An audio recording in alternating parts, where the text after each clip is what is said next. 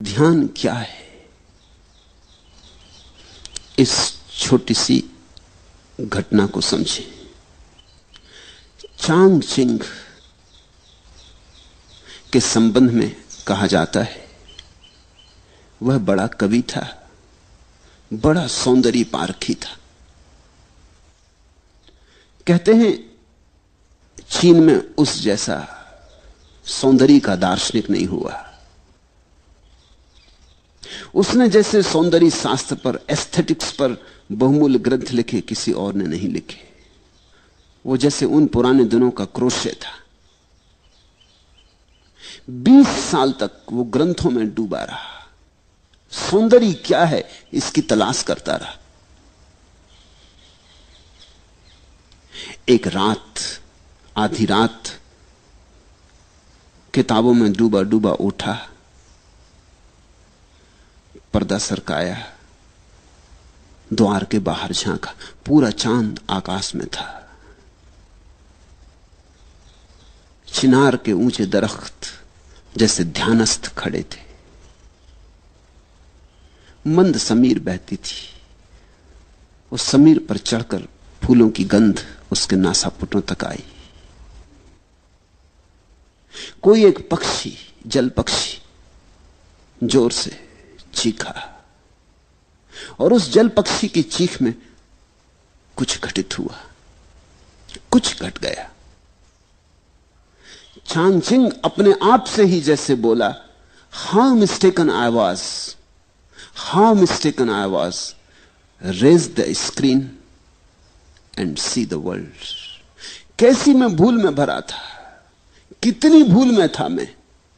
पर्दा उठाओ और जगत को देखो। 20 साल किताबों में से उसे सौंदर्य का पता न चला। पर्दा हटाया और सौंदर्य सामने खड़ा था, साक्षात। तुम पूछते हो ध्यान क्या है? ध्यान है पर्दा हटाने की कला। और यह पर्दा बाहर नहीं है, यह पर्दा तुम्हारे भीतर पड़ा, तुम्हारे अंतस्थल पर पड़ा है। ध्यान है पर्दा हटाना। पर्दा बुना है विचारों से, विचार के ताने बानों से पर्दा बुना है। अच्छे विचार, बुरे विचार, इनके ताने बाने से पर्दा बुना है। जैसे जैसे तुम विचारों के पार झांकने लगो, या विचारों को ठहराने में सफल हो जाओ, या विचारों को हटाने में सफल हो जाओ, वैसे ही ध्यान घट जाएगा। निर्विचार दशा का नाम ध्यान है। ध्यान का अर्थ है ऐसी कोई संधि भीतर, जब तुम तो हो, जगत तो है, और दोनों के बीच में विचार का पर्दा नहीं। कभी सूरज को उगते देखकर, कभी पूरे चांद को देखकर, कभी इन शांत वृक्षों को देखकर, कभी गुलमोहर के फूलों पर ध्यान करते हुए। तुम हो, गुलमोहर है, सजा दुल्हन की तरह, और बीच में कोई विचार नहीं। इतना भी विचार नहीं कि यह गुलमोहर का वृक्ष है, इतना भी विचार नहीं। कि फूल सुंदर हैं, इतना भी विचार नहीं। शब्द उठ ही नहीं रहे, अवाक, मौन, स्तब्ध तुम रह गए हो। उस घड़ी का नाम ध्यान है। पहले तो क्षण क्षण को होगा, कभी कभी होगा, और जब तुम चाहोगे तब ना होगा, जब होगा तब होगा। क्योंकि ये चाहे की बात नहीं, चाहे में तो विचार आ गया। ये तो कभी कभी होगा। इसलिए ध्यान के संबंध में एक बात ख्याल से पकड़ लेना, खूब गहरे पकड़ लेना, ये तुम्हारी चाहत से नहीं होता है। ये इतनी बड़ी बात है कि तुम्हारी चाहत से नहीं होती, ये तो कभी कभी अनायास किसी शांत क्षण में हो जाती। तो हम करें क्या? ध्यान के लिए हम करें क्या? यही शायद तुमने पूछना चाहा कि ध्यान क्या है, कैसे करें। ध्यान के लिए हम इतना ही कर सकते हैं कि अपने को शिथिल करें, दौड़ धाप से थोड़ी देर के लिए रुक जाएं, घड़ी भर को 24 घंटे में सब आपाधापी छोड़ दें। लेके तकिया निकल गए, लेट गए लान पर,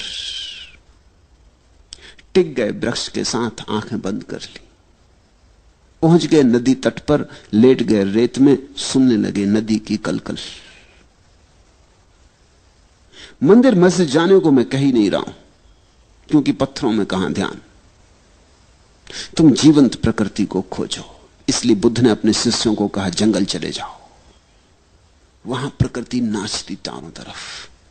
24 घंटे वहां रहोगे, कितनी देर तक बचोगे? कभी ना कभी तुम्हारे बावजूद किसी क्षण में अनायास प्रकृति तुम्हें पकड़ लेगी। एक क्षण को संस्पर्श हो जाए, एक क्षण को द्वार खुल जाए, एक क्षण को पर्दा हट जाए, तो ध्यान का पहला अनुभव हुआ। और पहले अनुभव के बाद फिर अनुभव आसान हो जाते।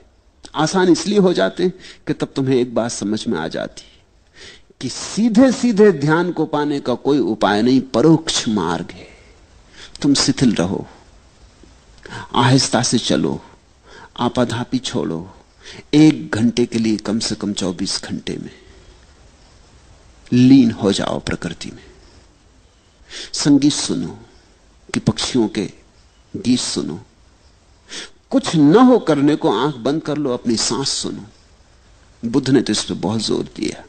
अपनी सांस को ही देखते रहो, आई गई आई गई। इसकी माला बना लो, इससे बेहतर कोई माला नहीं है। हाथ में माला लेके फेरोगे वो तो बहुत जड़ माला है। यहां जीवित श्वास चल रही, श्वास की माला फेरी जा रही। श्वास भीतर आई बाहर गई, श्वास भीतर आई बाहर गई। ये जो भीतर चक्र चल रहा है मंडल श्वास का, इसको ही देखते रहो शांत मौन से। इस पर ही टकटकी बांधे रहो और तुम हैरान हो जाओगे। किसी बहुमूल्य मुहूर्त में कभी ताल बैठ जाता है, अचानक सब एक हो जाता है। तुम मिट गए, संसार मिट गया।